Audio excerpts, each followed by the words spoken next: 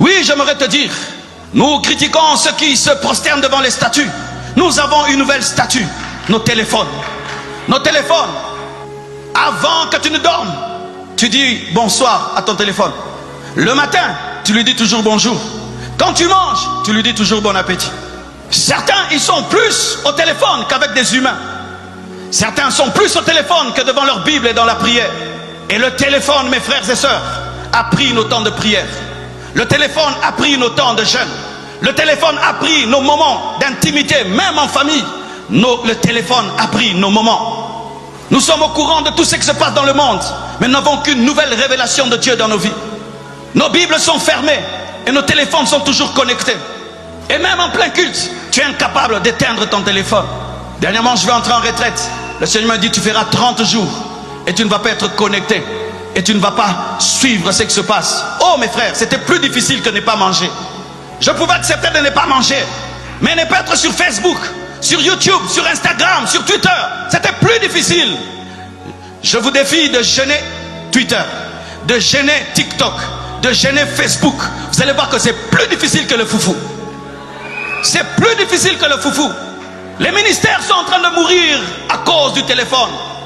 Hommes de Dieu, comment les Wesley et les Finney avaient une telle profondeur? Il n'y avait pas autant de distractions en leur temps. En notre temps, il y a tellement de choses pour distraire les chrétiens. Si vous voulez être concentré sur Jésus, il doit être supérieur à votre téléphone. Et ainsi, avant d'ouvrir ton téléphone, ouvre ta Bible le matin. Alléluia! Ouvre ta Bible le matin. Ne lis pas tes messages et tes emails si tu n'as pas encore commencé à lire la parole de Dieu. Le Seigneur est attristé.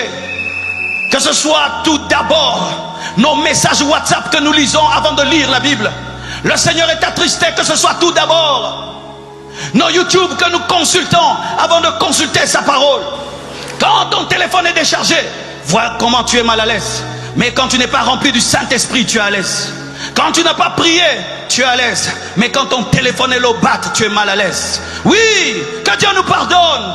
Quand il n'y a pas de Wi-Fi, il n'y a pas de connexion, tu es mal à l'aise. Mais quand tu as un péché dans ta vie qui énerve Dieu, là tu es à l'aise. La déconnexion spirituelle ne nous dérange pas, mais la déconnexion du Wi-Fi nous dérange. Si tu ne reçois pas de message d'une personne que tu aimes, tu es touché. Mais si tu n'as pas de réma, ça ne te dérange pas. Une idole est entrée, mais nous ne la voyons pas. Ce n'est pas une statue. Ce n'est pas une statue, c'est un instrument.